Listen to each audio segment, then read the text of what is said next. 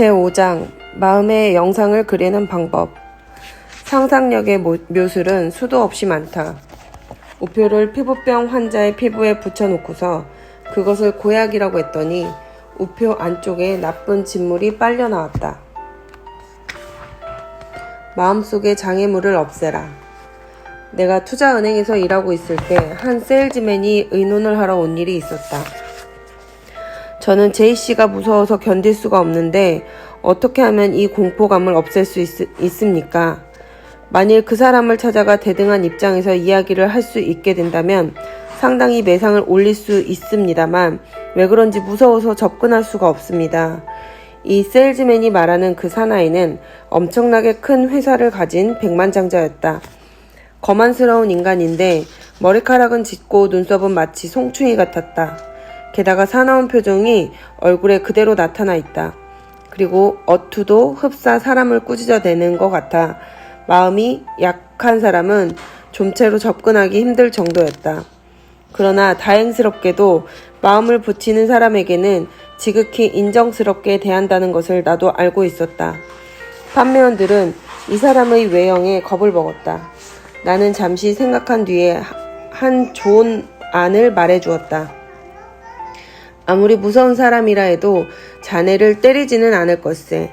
어떤 해변에서 수영을 입고 있을 그의 모습을 상상해보게. 그러면 무섭다는 생각이 들지 않을 것세. 몸에는 털이 많을지 모르지만 그렇다고 무서울 것이 무엇인가? 그럴 때야 무섭지 않겠지요. 판매원도 그런 것처럼 말했기 때문에 나는 털이 많으리라는 말에서 또 다른 생각을 가질 수 있었다. 고개단을 따라다니며 춤을 추는 곰을 본 일이 있는가? 아코디언에 맞춰 춤추는 놈 말일세. 터키 모자 같은 묘한 번거지를 쓰고 춤추는 곰은 이를 뽑아버렸기 때문에 사람을 물지 못하는 거야. 그렇습니다. 그럼 다 됐어. 그 사람은 애교 있는 곰으로 생각해보게. 터키 모자를 쓰고 칼날을 달았지. 그렇지만 이를 뺀 곰이니까 자넨 겁을 먹을 필요가 전혀 없거든. 판매원도 속으로 웃음을 금치 못하며 돌아갔다. 며칠이 지나자 그는 그 사람에게 2만 달러의 증권을 팔았다는 연락이 왔다. 대체 어떻게 그를 구슬렀는지 이 세일즈맨은 요즘도 그 백만장자와 단골로 거래하고 있다. 몇 주 전에 그 판매원이 내 사무실을 찾아와 감사의 말을 하고는 같은 방법으로 다른 사람과 거래를 튼 이야기를 해주었다. 이번에는 흰 수염이 길게 난 아주 인색한 노인이 있었다 한다. 말끝마다 잔소리가 심해서 판매원들에게 손을 들게 한 사람이다. 이 늙은이는 오랫동안 상대하기가 힘들었습니다. 돈을 많이 가지고 있는 것은 알고 있으나 그 상점 앞을 지날 때마다 찌푸리고 내려다보는데 질리지 않을 수가 없습니다. 한번 들어가 말을 해볼까 생각은 했지만 도무지 용기가 나지 않았습니다. 그러다가 얼마 전 당신에게서 제이씨를 조종하는 방법을 배운 뒤에 그 노인을 산타클로스 할아버지로 연상해보면 어떨까 하는 생각이 들었습니다. 그래서 이 영감을 산타클로스라고 생각해야지 산타클로스는 누구나 무서워하지 않으니까 라고 중얼거려 보았습니다. 그 결과 그 생각이 효과를 나타냈습니다. 지금은 저의 큰 손님이 되었습니다. 그 노인도 저 같은 사람이 자기에게 친근해지는 것이 즐거운 모양입니다. 5,000달러의 주문을 받았는데 다음 주일에는 자기가 가진 유가증권의 목록을 같이 조사해달라고 부탁까지 하지 않겠어요? 이쯤 되면 다시 주문을 받는 것은 식은 죽 먹기보다 더 쉬운 일이겠죠. 중요한 지위에 있는 사람은 훌륭한 척하여 상대방을 압도한다. 사무실을 장엄하게 꾸며놓고 사무원과 비서를 통해야만 면회도 할 수 있게 해서 방문객을 위압한다. 그러나 그런 사람도 인간이기 때문에 누구나 다 같은 공포심과 약점을 가지고 있다. 집으로 돌아가기만 하면 보잘것없는 하나의 인간이 되고야 만다. 그런 것만 알게 되면 그가 위험을 꾸미거나 무섭게 보인다 해도 그 외면의 모습에 구애되지 않고 그 사람의 참된 인간성을 머리에 그릴 수 있게 된다. 그렇게 되면 가슴속에 걸려있던 장애물이 저절로 없어지고 만다. 참으로 훌륭한 사람은 방문객에 대하여 절대로 관문을 만들지 않는다. 만약 당신이 판매원이라 한다면 훌륭한 척 꾸미는 사람을 방문할 때 그런 방법으로 생각하면서 상대방을 바라보라. 반드시 마음의 장애를 제거할 수 있을 것이다. 어떤 법률가가 이상 설명한 것과 같은 것을 자기의 체험담으로 말해주었다. 언젠가 나는 젊은 사람들이 무서워하는 유명한 법률가와 법정에서 싸운 일이 있습니다. 잠시 법정에 앉아 있노라 무서운 생각이 들면 어쩔 줄을 모르겠더군요. 그래서 눈을 감고 혼자서 생각했습니다. 나도 그와 마찬가지인 사람 아닌가? 오히려 그 사람보다 더 훌륭한 데가 있을지도 몰라. 그 사람이라고 해서 골려주지 못할 것도 없지. 이런 것을 마음속에 몇 번 되풀이했습니다. 그 뒤에 눈을 떴지만 그때는 그런 사람이 들이대어도 해볼 자신이 생겼습니다. 힘든 사건이라든가 배심원들이 호락호락하지 않을 것 같은 때는 언제나 그런 방법을 씁니다. 그것은 단순한 우연이나 환상이라고 말할지도 모릅니다. 그러나 그때마다 성공하는 것을 어떻게 설명해야 합니까? 거만해 보이고 심술궂게 보이는 사람도 대개는 마음속에 누구나 이와 같은 약점을 가지고 있다. 그렇기 때문에 방문하는 사람이 자기 마음속에 생겨있는 장애물만 제거해버리면 쉽게 만나서 순조로운 협상을 할 수도 있다. 다음에 방문할 때는 두서너 번쯤은 심호흡만 해도 상대편을 쉽게 설복할 수 있다는 확신이 서게 된다. 그렇게 되면 성공은 틀림없이 자기의 것이 되고 만다. 불가사의한 체험. 지난 1930년 경제공황 때 대식료품 연쇄점의 각 지배인과 차장급들이 나를 찾아온 일이 있었다. 나는 그들에게 6주 동안 강의를 했는데 그들은 내 강의에 의하여 각 매점에서 일주일 중 하루만 내가 시키는 대로 해보았다. 그것도 몇 가지 상품, 즉 치즈, 육류, 오이, 고등어 등을 특히 골라서 내게서 교육받은 대로 실시해보았다. 이런 특정 상품을 판매하기 전날 각 점포 지배인들은 점포들로 하여금 손님들이 들어와서 그 특정 상품을 사고 싶어하는 모양을 머릿속에 그려보도록 잘 지도했다. 물론 상품을 고객의 눈에 잘 띄도록 특별히 진열하는 것도 잊지 않았다. 그래서 손님들이 들어오면 지도받은 대로 특정한 상품을 사도록 마음속에 생각하게끔 만반의 준비를 갖추어 놓았다. 그 결과 6개월 동안 매상고보다도 그날 하루 매상이 훨씬 많았다. 토요일에는 언제나 불고기 로스를 팔고 있는 어떤 전문점에는 오전 중에 고기를 전부 팔았다고 한다. 오이를 판 상점에서는 전례 없이 하루에 농가로부터 추가 매입을 2번이나 해다가 팔 정도였다. 그때 강습을 받은 사람들 가운데는 오직 한 사람이 전쟁에 희생되었을 뿐 그 나머지 사람들은 전부가 독립된 상점을 가진 주인이 되었다. 그 중에서도 한 사람은 새 상점의 주인이 되었고 또 한 사람은 이웃주의 연쇄점 지배인으로 출세했다. 나는 또 태평양 연안의 큰 광고 대리점의 사장과 이야기한 일이 있었다. 이 사람은 최근까지 어떤 유명한 커피 제조 회사의 판매를 맡아보고 있었는데 회사의 사업이 성대하게 되자 사장이 그 회사를 그에게 유리한 조건으로 팔았다. 그러나 그는 회사의 사정에 밝았기 때문에 그 회사가 번창한 이유를 다음과 같이 말해주었다. 이 회사의 늙은 사장은 당신이 주장하는 심리 기술을 굉장히 잘 이용하고 있습니다. 그 사람만큼 그것을 잘 이용한 사람은 별로 없겠지요. 이분은 어릴 때부터 이 도시에 와서 커피 볶는 법과 섞어 넣는 기술을 배웠습니다. 그래서 자기 자신의 사업을 시작하면서 자기만한 기술을 가진 사람은 없을 것이라고 스스로 믿었던 것이죠. 몇 해 동안 사업을 계속한 뒤에 마지막 은퇴를 할 때도 자기의 커피가 이 도시에서 제일 맛있다고 굳게 믿고 있었습니다. 그렇기 때문에 뭐라고 해도 이 신념이야말로 그를 오늘날의 백만장자로 출세시킨 장본인임에 틀림없었어요. 일찍이 나는 이러한 것을 테마로 자그마한 템플릿 하나를 내려고 원고를 인쇄업자한테 넘겨준 일이 있다. 이튿날 아침 인쇄업자는 내 사무실에 숨이 차서 거의 몸을 떨다시피 하며 달려왔다. 무슨 사고가 생겼는가를 생각하면서 말을 건넸더니 그는 더듬더듬 하면서 이렇게 대답했다. 지금 이상한 일이 있었습니다.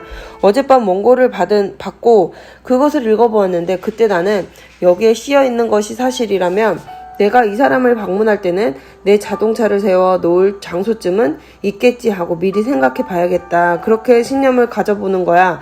그쯤 어려울 것도 없을 테니까 라고 혼자 생각했습니다. 그 뒤 내가 당신 사무실에 도착한 지금까지 난 그런 생각을 깡그리 잊어먹고 있었습니다.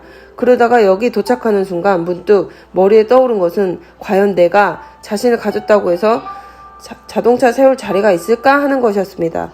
그런데 이 사무실 앞에 이르자 이 부근에는 자동차가 가득 차 있어서 내 자동차를 세울 빈터가 조금도 없었습니다. 그래서 역시 거짓말이었구나 라고 그런 생각을 버리려 했습니다. 그러고는 앞으로 지나가는 사람을 피해서 차를 천천히 몰고 오는데 바로 이 건물 앞에 주차했던 차가 한 대 빠져나가는 게 아니었겠습니까? 역시 예의 그것이 아닌가 생각했습니다.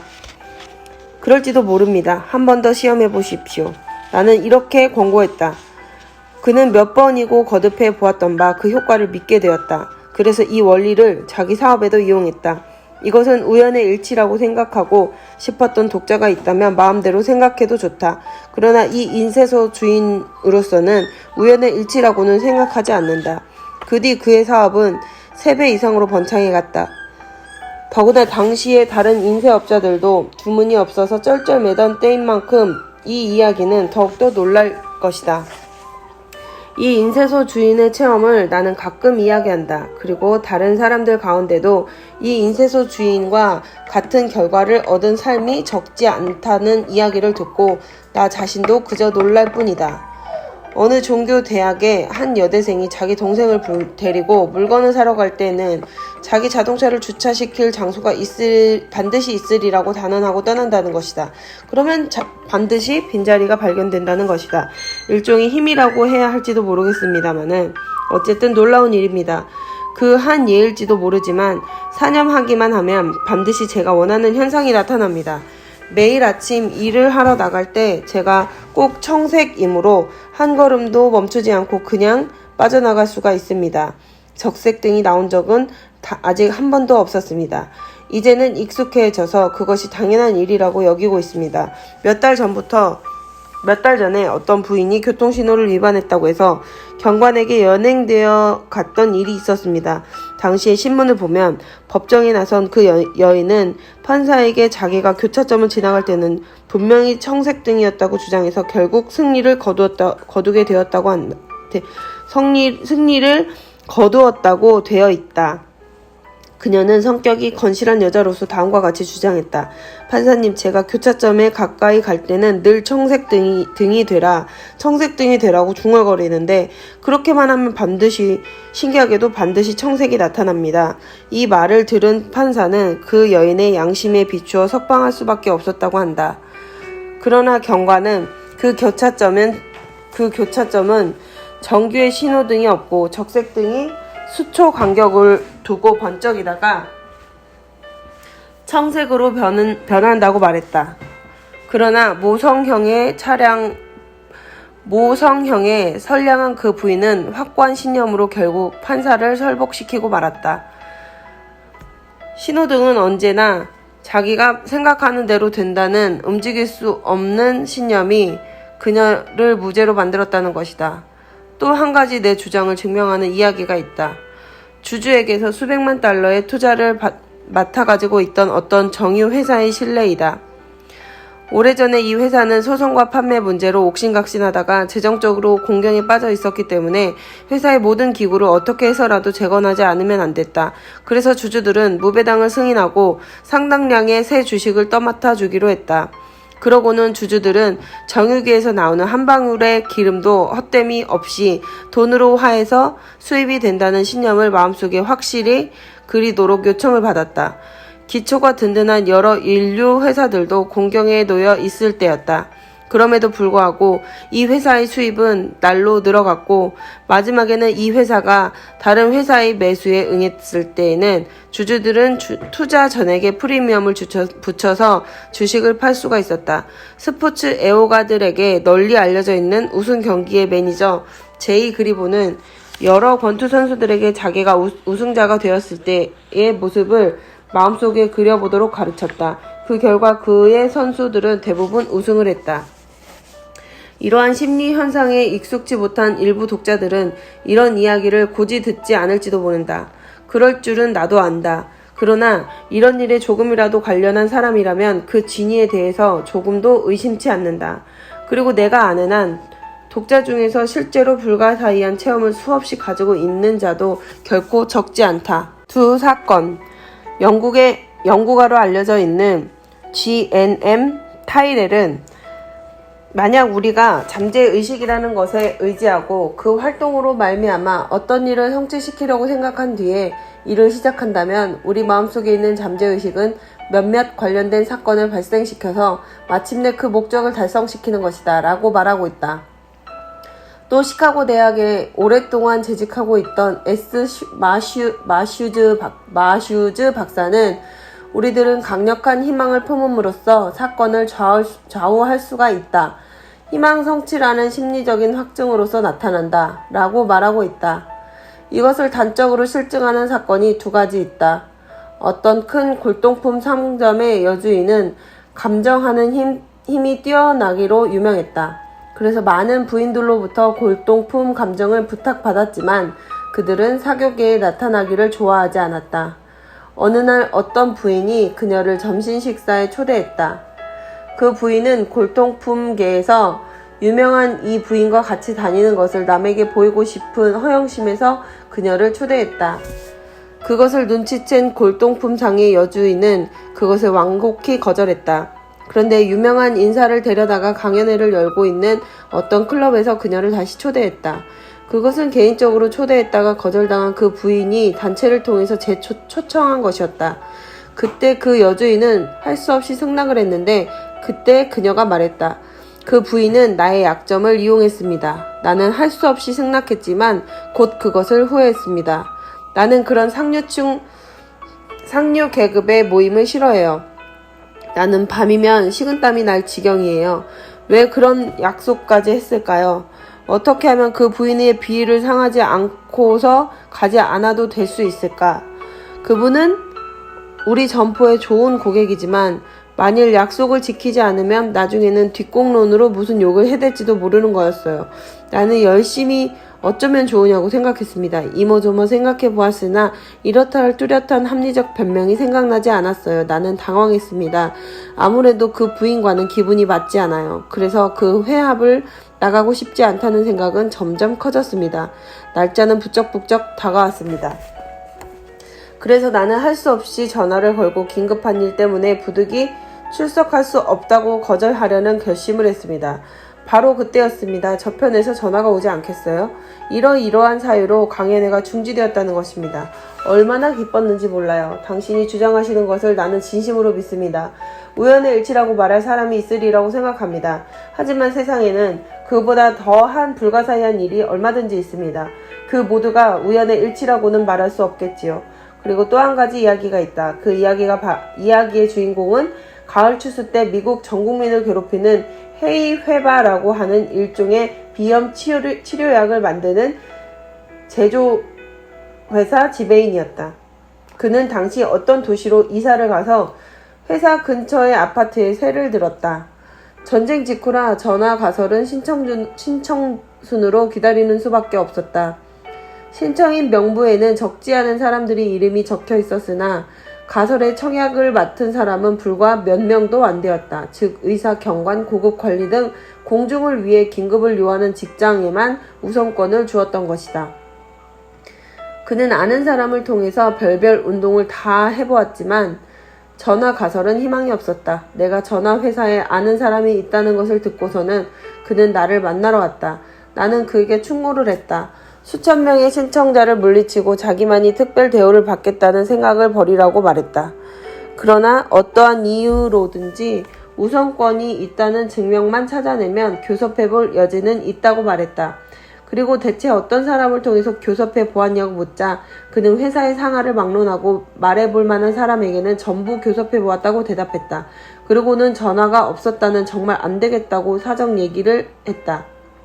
사무소가 문을 닫게 되면 자기 혼자만이 남아서 일을 해야 하므로 전화가 없어서는 불편해서 안 되겠다는 것이다. 장거리 전화도 옵니까?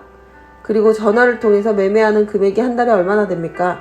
나는 그에게 이렇게 말을 물었다. 그때 그는 어마어마한 숫자를 말했다. 그럼 몇 달 동안의 계산서를 가지고 당신이 처음 찾았던 그 사람을 다시 한번 방문해 보시오. 그러나 당신이 상대방을 완전히 설득시킬 자신이 있을 때까지는 가지 마십시오. 자신이 없으면 실패하기가 쉽습니다. 무슨 짓을 하든지 전화를 가설하고야 말겠다는 결심을 굳게 하십시오. 그리고 굳은 신념이 생길 때까지 그것을 계속 생각하십시오. 해보겠습니다. 아니 꼭 하겠습니다. 전화를 가설하고야 말겠습니다. 그는 이렇게 말하고 돌아갔는데 그 뒤 며칠이 안 돼서 다시 찾아왔습니다. 정말 성공했습니다. 말씀드리지 않을 수가 없어서 찾아왔습니다. 마음속에 굳은 결심을 가진 뒤부터는 이상한 일들이 꼬리를 물고 일어났습니다. 내가 처음 만났던 사람을 만나러 다시 갔을 때 그 사람은 또 왔구나 하는 태도로 냉담했습니다. 나는 전화가 정말 필요하다는 것을 당신이 가르친 대로 계산서를 보이며 설명했습니다. 그랬더니 조금은 알아들은 듯 했습니다. 그리고 내 사정을 지배인에게 전해나 보겠다고 하면서 전화기를 들려고 할 때 마침 지배인으로부터 다른 영권으로 전화가 걸려왔습니다. 그래서 지배인에게 내 사정을 설명했는데 그때 지배인은 즉석에서 내게 우선권을 주었습니다. 그리고 우선권계의 PC를 찾아간 것은 처음이었습니다. 그런데 PC를 만나자 그는 해이회바 비염을 앓고 있었다며 여러 가지 약을 썼지만 효과가 없었다는 말을 했습니다. 그 말을 듣자 나는 마치 귀신에 홀린 것 같았습니다. 따라서 우리 회사의 제품을 소개하고 우선권을 얻었는데 유쾌한 장면이었습니다. 어떻게 내가 갔을 때 지배인에게 전화가 걸려왔으며 또 우선권의 최후 결정을 가진 사람이 해이회바병에 걸려 있었겠습니까? 만약 당신의 그 과학을 믿지 않는 사람이 있거든 전부 내게로 보내주십시오. 상상력의 묘술. 새삼스레 말할 필요도 없이 사람들의 마음속에 가진 생각이 외모나 얼굴 표정에 나타나고 언어 행동을 결정하는 것을 우리들은 다 알고 있다. 여성들이 항상 마음속에 꿈을 꾸고 아름다운 의복을 입고 가지각색 장신구를 몸에다 지니고 몸 냅시를 연구하면서 나는 반드시 다른 여자보다 훨씬 아름답다고 생각하고 있으면 그 여성은 언제까지라도 미의 환희에 잠겨 있을 수 있으며 그 자태는 점점 더 아름다워져 가는 것이다.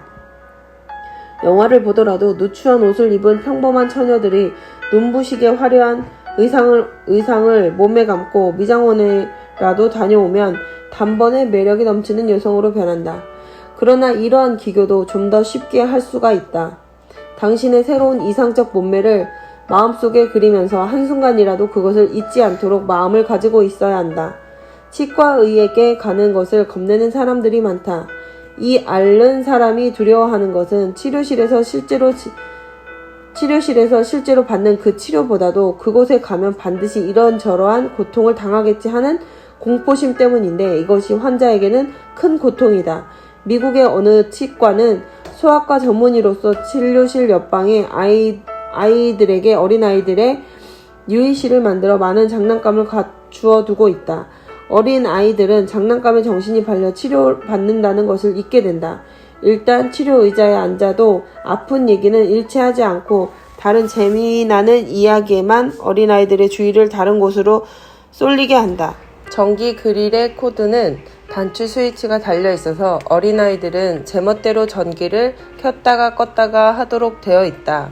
의사는 치료를 시작하기 전에 만일 조금이라도 아프면 내 마음대로 전기를 꺼도 된다고 일러둔다. 이 의사는 상당히 호평을 받고 있다. 어린아이들에게 평이 좋은 이발관에는 거울 앞에 어린이들이 좋아하는 만화책 같은 것을 많이 쌓아두고 있다. 모두 그림책들이다. 꼬마 손님들은 의자에 걸터 앉자마자 그림책에 손이 간다. 어린아이 마음은 그림책에 쏠려버리게 된다. 이발사는 이렇게 말하고 있다. 어떤 때는 이 방법이 통하지 않을 때가 있습니다. 아직 그림책에 흥미를 가질 정도가 되지 못한 어린 아이들 있죠. 이럴 때는 꽥꽥 야단스러운 소리를 내는 장난감을 손에 쥐어주죠. 요는 어린아이가 머리를 깎는다는 것을 잊어버리게 하면 되는 것이니까요. 그 다음은 문제 없지요. 상상이라고 할까? 혹은 마음의 생각을 머릿속에 그리고 있으면 흔히 불가사의한 현상이 일어난다. 원래 공포심은 상상에서 생긴다. 이것은 전시의 체험을 가진 사람이면 거의 다 알고 있을 것이다. 고향에 있는 아내에게나 부모에게 갑자기 전보가 오든지 또는 편지가 오면 그 전보를 보기 전에 그 편지를 읽기 전에 무엇인지 좋지 못한 소식이 아닐까 하고 가슴이 두근두근거린다. 가슴속이 아려짐을 느낀다. 그 소식이 기쁜 소식이라는 것을 알면 비로소 마음이 놓여지지만 그렇지 않은 한 가슴 속의 긴장은 좀처럼 가시지 않는다. 흔히 듣는 말에 이런 이야기가 있다. 어떤 두 청년이 방이 한 칸 비어있지 않은 호텔에 들게 되었다. 본시 이 방은 객실이 아니고 평소에는 음식물을 저장해 놓는 데 사용하고 있던 것을 그날은 호텔이 10,000원이 되어서 부득이 객실로 쓰게 되었다. 밤중에 한 사람이 눈을 떠보니 방 안 공기가 탁해져서 가슴이 답답했다. 또 한 사람이 일어나서 어둠을 더듬어서 창문을 열려고 하니 아무리 해도 열리지 않았다. 구두를 찾아들고 유리창을 깨트린 다음 비로소 두 사람은 신선한 공기를 들이켜고 기분 좋게 새벽까지 잘 잤다. 그런데 아침에 눈을 떠보니 유리창은 조금도 닫히지 않고 음식물을 넣어두는 찬장문이 부서져 있었을 뿐이었다. 전쟁 중 이와 비슷한 이야기가 다스 워크라는 잡지에 실렸다. 마가레트 웨스트라는 여자가 남태평양 방면에서 수송선을 타고 미국으로 돌아올 때의 이야기다. 그녀가 선실에 들어갔을 땐 이미 17사람의 부인들이 안을 꽉 메우고 있었다. 등화 관제로 뱃전의 문은 닫혀져 있었고 방 안 공기는 숨이 막힐 지경이었다. 배가 떠나가는 것은 그 다음날 아침이니 모두들 자리에 누운 다음에야 창문을 열어도 좋다는 명령이 내렸다. 미스 웨이트는 일어나서 창문을 열어 젖혔다. 모두는 이제 겨우 편히 잘 수 있다고 좋아하며 잠들었다. 그러나 다음날 아침에 눈을 떠보니 미스 웨스트가 연 것은 이중 창문의 안쪽 창이었으며 바깥문은 잠긴 채였고 광선도 공기도 차단되어 있었다고 한다.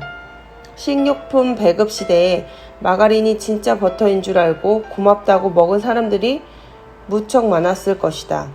금주 시대에는 밀수입한 좋지 못한 술을 상표만 훌륭한 것으로 바꿔 팔고 있었다. 마시는 사람들은 그러한 나쁜 술을 좋은 술로 착각했다. 값싼 생선이 도미인 줄 알고 먹은 얘도 헤아릴 수 없다. 이렇게 상상력의 묘술은 수도 없이 많다. 우표를 피부병 환자의 피부에 붙여놓고서 그것을 고약이라고 했더니 우표 안쪽에 나쁜 진물이 빨려 나왔다. 어떤 사람은 개를 불러서 먹이를 줄 때 반드시 종을 쳐서 부르는 습관을 들였다. 개가 얼마 안 가 종소리가 나기만 하면 반드시 먹을 것을 연상하게 되었다. 어느 학자는 종소리를 울리게만 함으로써 개의 위가 위액으로 가득 찬 것을 발견했다. 요리집에 앉아서 옆에 있는 사람 앞에 맛 좋은 요리가 나오는 것을 보기만 해도 우리들의 입에는 침이 고인다. 양파 껍질을 까면 눈물을 흘리는 사람이 많다. 그러나 다른 사람이 양파를 까고 있고 이 방 안에는 아무런 냄새도 나지 않는데도 불구하고 멀리 떨어져 있는 사람이 단지 그 동작을 보고 눈물을 줄줄 흘린다. 또 사람에 따라서는 먹다 남은 음식을 다시 데워 먹으면 병이 난다고 해서 일체 먹지 않는 사람도 있다. 이것은 몇 년 전에 한번 남은 음식을 먹고 아마 그것이 상해 있었기 때문에 배탈이 난 경험이 있었는데 그 마음의 생각이 언제까지나 머릿속에 남아있어서 가시지 않는 탓이다. 또 식사할 때마다 소다를 먹지 않으면 마음을 놓지 못하는 사람이 있다. 소다가 소화를 잘 시킨다고 하지만 의사의 말에 의하면 그것은 단순히 자기 마음의 상상력에 사로잡혀 있음으로 해서 그렇게 되는 것뿐이라고 했다. 나는 태평양과 대서양을 여러 번 항해했다. 가끔씩 항해 도중 폭풍우를 만났다. 하지만 배가 아무리 흔들려도 배멀미를 해본 적은 한 번도 없었다. 물론 오직 한 번의 예외가 있기는 있다. 그것은 심하게 배멀미를 하는 사람을 간호해 주었을 때의 일이었다. 처음 배를 탔을 때는 오늘날까지 나는 다른 사람이 배멀미하는 모습을 보면 어떠한 암시의 작용이 있는지 내 자신도 그렇게 되기가 십상이 없다. 또 사람들이 상상력의 작용으로 급격한 충격을 받으면 피부가 싸늘해지고 식은땀이 등을 적시며 오한이 난다. 의사의 선고를 듣고 그로 인하여 감정의 충격을 받으면 그것에 상상력이 작용하는 무서운 결과를 초래하는 수가 있다. 당신 친구가 레몬수를 마시고 있는 것을 보면 당신은 그것을 보고 있기만 해도 휘파람을 불 수가 없게 된다. 당신의 사고력의 작용으로 자연히 입안의 근육이 위축되어서 휘파람을 불지 못하게 된다. 강연회 때 내가 잘해 보이는 일이지만 상상의 힘이 얼마나 강한 것인가를 증명하기 위해서 나는 색다른 액체를 가지고 청중 앞에 나간다. 청중들을 보고 나는 하나는 라일락꽃, 다른 하나는 장미꽃 향수인데 이것으로 당신들의 감각의 힘이 어느 정도인가를 시험해보고 싶다 라고 설명한다. 이렇게 말하고 청중 앞에 돌아서서 어느 병인가를 청중이 모르도록 아무 병에다가나 액체를 공기 중에 뿌린다. 그리고 나서 지금 뿌린 것이 어느 병인가를 큰 소리로 청중에게 묻는다. 그러면 어떤 사람은 라일락꽃이라고 하고 어떤 사람은 장미꽃이라고도 한다. 물론 양편이 상상력의 작용으로 터무니없는 판단을 하고 있는 것이다. 사실 두 개의 병 속에 든 것은 아무것도 아닌 물에 착색을 해둔 것뿐이라고 알리면 청중들은 아연실색한다. 맹물이니 향기가 있을 리가 만무하다.